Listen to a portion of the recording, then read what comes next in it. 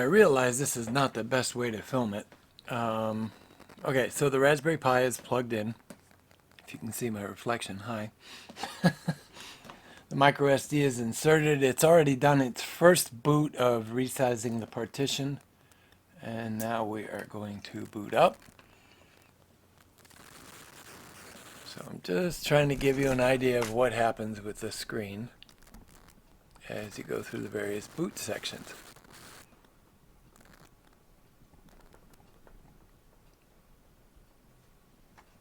And I need to turn on my keyboard here so that I have keyboard control. Now keep in mind the A Plus is a little bit slower, so you need to be patient.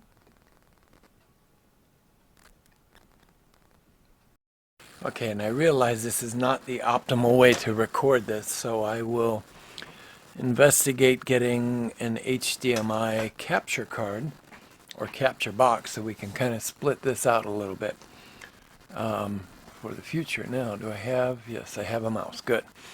Okay, so this is your first boot. What will happen is when you first plug in the micro SD, it will resize the boot partition. After about 5 seconds or so, it will reboot. The first boot takes a little bit of time. So just be patient. It can take up to about 2 minutes to 3 minutes to boot up. So your first screen here, yeah, you can actually read that. So right, we're there. We are moving in on the next steps. We're going to select our location and our language, in this case United States, American English. The time zone, we're going to move down. For me, it's going to be Chicago. If you're anywhere in the Midwest, just choose Chicago. Then you also have East Coast and West Coast. We're using a US keyboard. Selecting the next location, or the next option while it sets the location.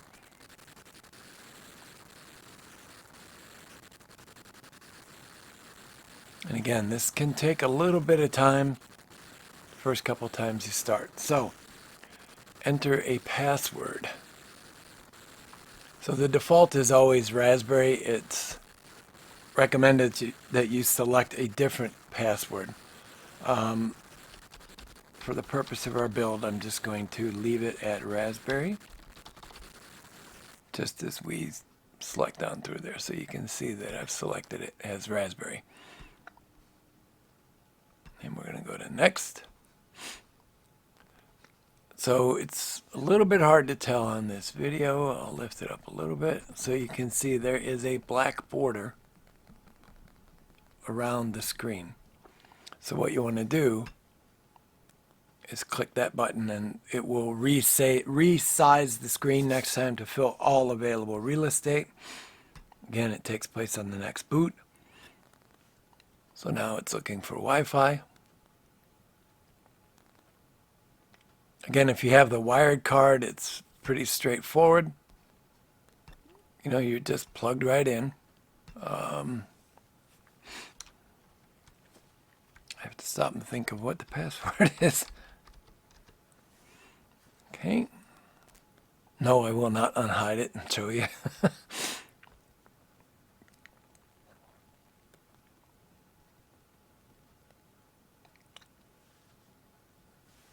And yes.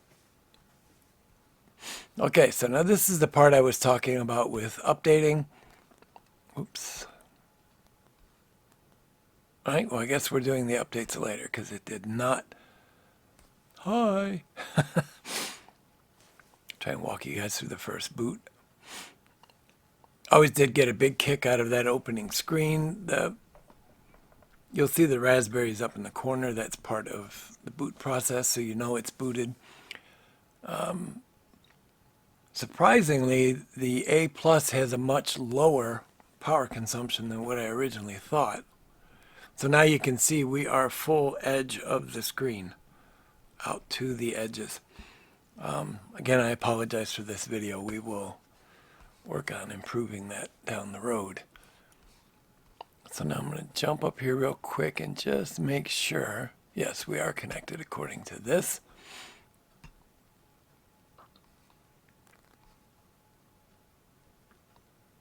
So So I'm trying to move through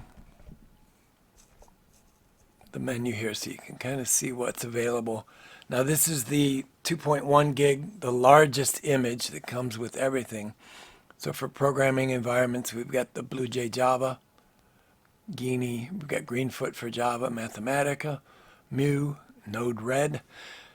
We can get into Node-RED down the road. It is one of my favorite generic environments to work in. It's actually quite good. Scratch are variations of puzzle logic, I guess would be the best way to say it. This is to emulate a hat that we talked about that plugs into the top. A lot of this you won't need initially. I'm just trying to give you a rough idea of what's there. Like I said, Python is one of the primary development environments, but you can see there's plenty left. Education is SmartSim. Digital logic circuit design and simulation package. Here's the Office suite. So you have your database, you have Calc, which is a spreadsheet, Draw, kind of self-explanatory.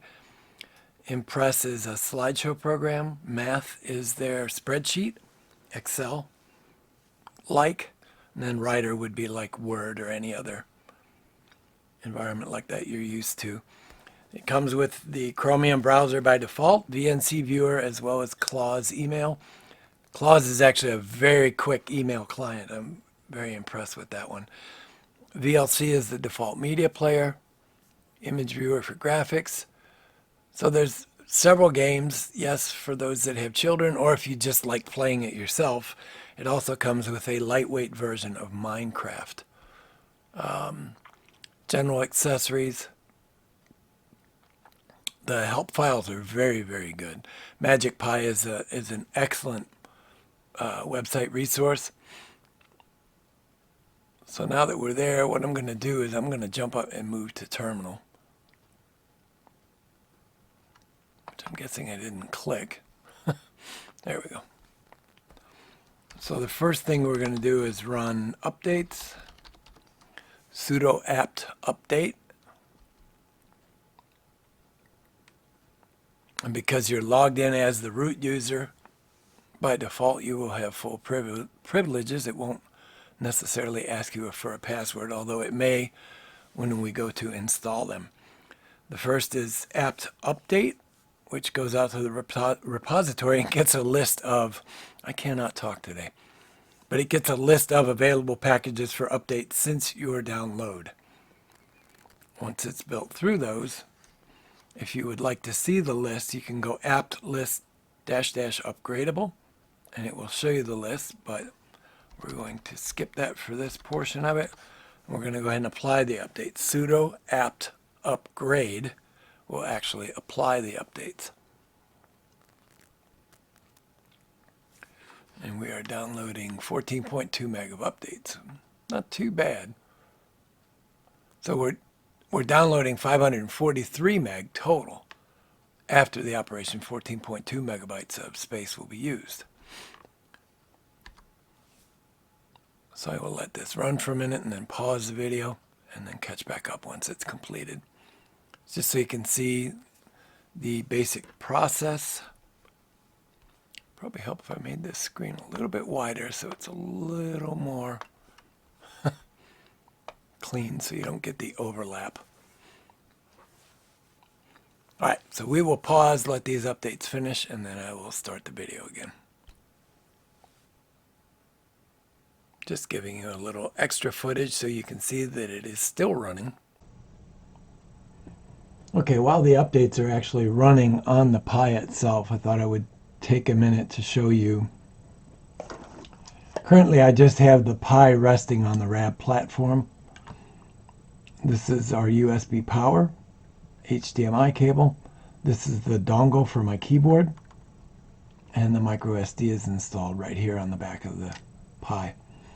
So you have red for power. The green indication is disk activity. So you can see that we are actually running and doing some updates. And we will go ahead and stop this and let everything else finish up. See you guys in a few. And because I know somebody will ask, what is this? I have an HDMI switch on my TV on the back. So I can select up to 5 different devices off of a single HDMI port. Great piece of kit. I think this one cost me like $20 when it was on Mass Drop, I believe it was. But yeah, you get the little remote, you just select your input and it changes out. It's great when you have a TV that has, like this one, only has 2 HDMI inputs. So I can run a total of 6 devices now. One on port 1. On port 2, I have 5 additional devices. Oh, there you go. All right, guys, we'll be back in a little bit. And we're up to 74%, 75%. A lot of these installs, you'll see them just rip by. Currently, it's still downloading. We're still in the get process of the whole package update. But I do need to stress how important it is that you do keep your devices updated, particularly if they're public facing. In other words, if it's a device that can be accessed by other people, either physically or over Wi-Fi or over Bluetooth, you need to ensure that you upgrade the security packages routinely. Again, this is a new install, so it's going to take a little bit longer to update. As you can see, 5 minutes, 24 seconds it took us to download. Now it's actually reading through the change logs. And once that's finished, it will begin applying the updates. But yeah, definitely, when you do this, definitely figure out in your schedule, just like you update your home PC, you do update it, right?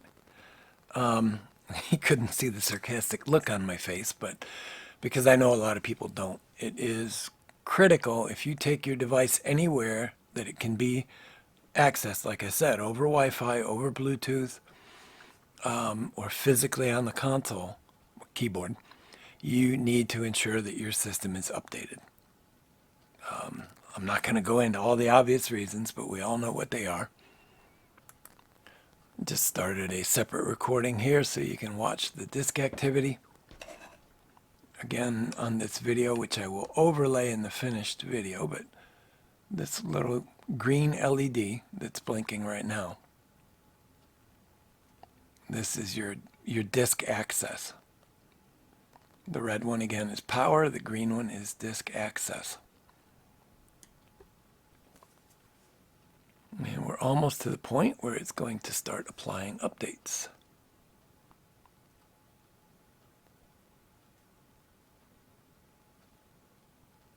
And here we go. Updates are now running. It does give you a percentage bar across the bottom here. You can just watch the hashtags move over as it runs the updates.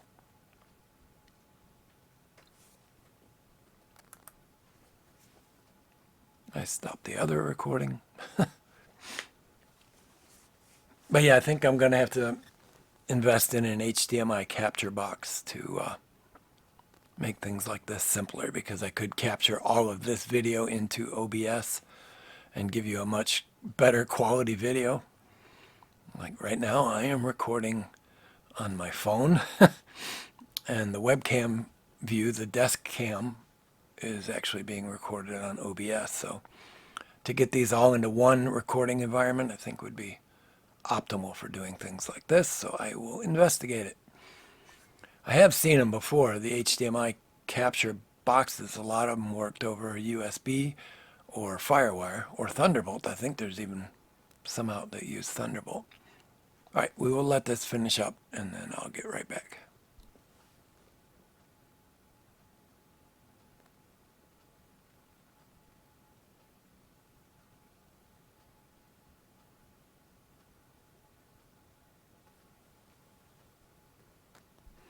Okay, so now we are at the point where the desktop itself has been updated. It's ready to apply updates that cannot be applied while the system is running. So we are going to go ahead and reboot the Pi.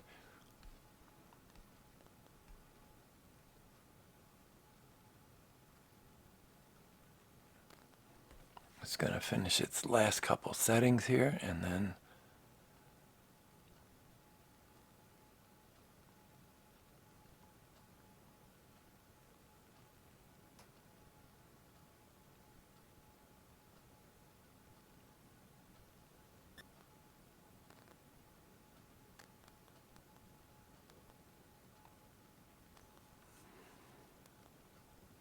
as with a lot of updates, that last couple percent can take forever, particularly when it's processing triggers, because it has to stop an update and then redo it. So what I'm doing is issuing it a command to shut down and reboot. You can also go up to the menu and hit the Raspberry Pi icon and go down and hit restart. So there will be some additional unpacking here. Surprise, surprise, usually there is. Okay, we are waiting for the desktop to come back up. Occasionally, that bug where the edges are not, where the edges are black stripes, occasionally that will show up, and you do have to come back into the Raspberry Pi configuration and change it. I'm going to make a change here for me. It is totally up to you guys. You can leave it. If it's the only Raspberry Pi that you have, you don't have to worry about renaming it.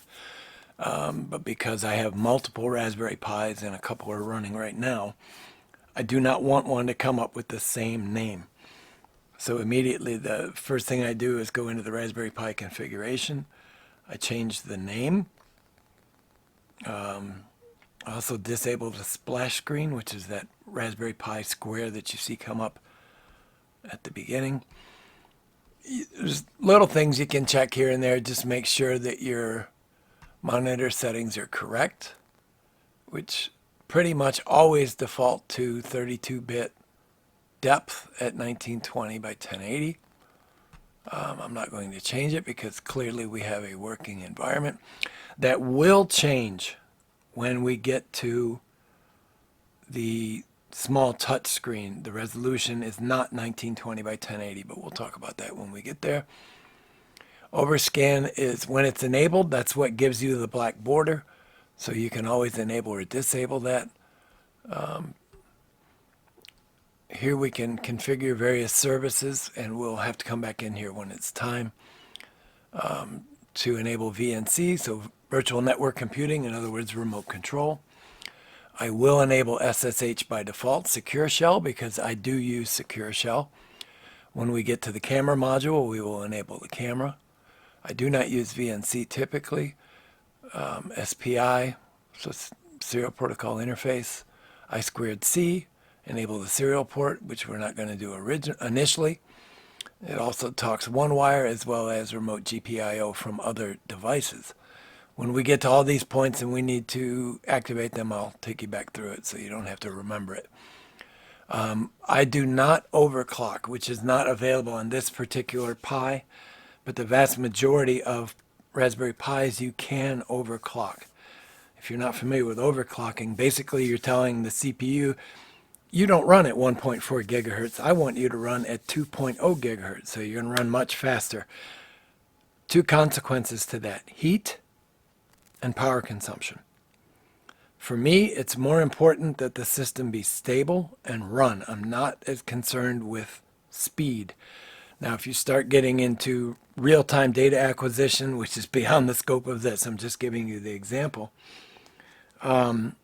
you will need to overclock a certain percentage or go to a more powerful Raspberry Pi, which is probably the better option. And again, set your locale. We did all of that in the start, and the clock is actually right at 1549. So we're doing good. I changed the name, so I'm going to have to reboot, which is good. I want to reboot and ensure that the splash screen is turned off. And I will open a terminal. See, the splash screen hides a lot of this boot up, what people call nonsense. I like to see the boot up because then I know if a process failed, if something failed on startup. you will instantly see it. Okay, so SSH has been. Now this is just the security warning to say, hey, dumbass, you left the password at default. So you may want to look at changing it later, which I will. When I actually implement this in the vehicle, password will get changed. And now here you can see it's always the username at and then the local host name. You can also do uname-a, and that will tell you the operating system, the machine name, the kernel version. So here we've got SMP, which is symmetric multiprocessing. It tells us the kernel date and time, as well as the architecture, in this case ARM, and we are running on the GNU Linux platform. It's probably well beyond what the vast majority of you need to know, at least for toying around. But right now I'm just looking at the overall usage of the system. So we've been up for 1 minute. Our load average is 0.47. 138 total tasks. 1 is running, the rest are sleeping. The 4 processors, 1 is running at 0.4%, the other at user space, the other one is running 0.1% at system space. The other processes are idle. So it's a good way to come in, and you can actually, if I can take my ruler here, you can actually come in and see your available memory, what's available, what's free, what's used, what is cache, as well as your swap file. Again, swap file is beyond the scope of this, but you can see that we are working. Okay, we now have a fully functional Raspberry Pi. And I think basically where we'll stop, but just for giggles, I will fire up Minecraft for you guys. It does start up windowed. It can run full screen. So it's generating the world the first time you run it. After that, it will reopen that same world until you go and tell it to regenerate a new world. Now, if I can remember how to move this thing, I think it's WASD. So all of your standard, I forgot what chop is. All right, space is jump. I forgot what is hack and slash here. Okay, that's to build the world. It's been a long time since I've played this game, but yeah, we can just move around. I have to jump up. Just gives you an idea. I think your mouse, I think actually, yeah, your mouse is free view, and it also chooses your direction. Trust me, if you have younger kids and they play Minecraft, they're going to be right at home with this. Okay, apparently something I did, I'm flying.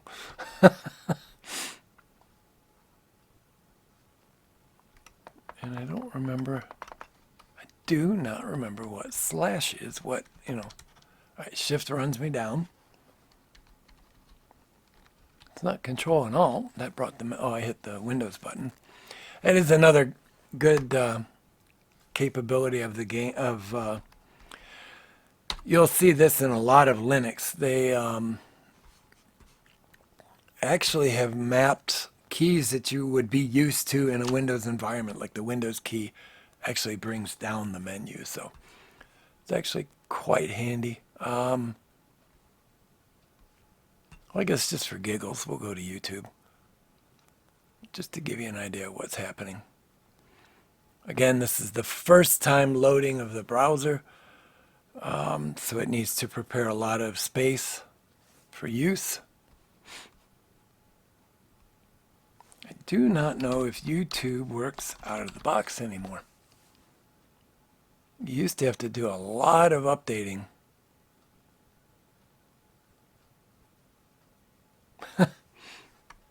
To get YouTube to run, particularly HTML5.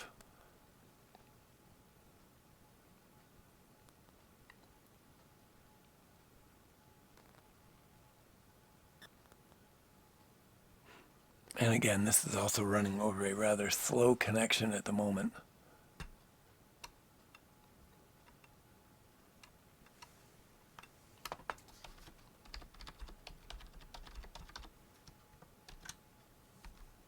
we're going to take a look and see who this guy is. Let's take a look at his videos. I'm basically doing this just to show you the playability, that it does actually work with YouTube. I have not tried full screen on the A+. That will be an interesting test. We're getting some buffering already.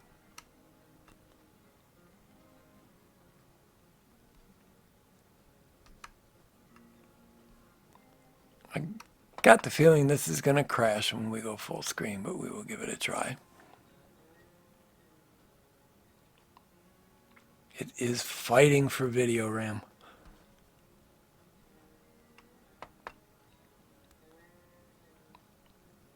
And it's not going to do it. Apparently it thinks that that is full screen.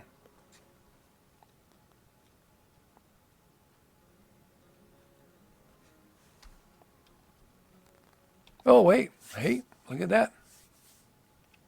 It's trying.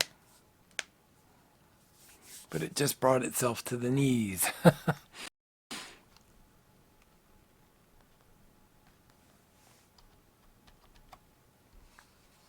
Oh yeah, we have a hard lockup here. Although there is still disk access. So it's probably trying. Yeah, it's trying.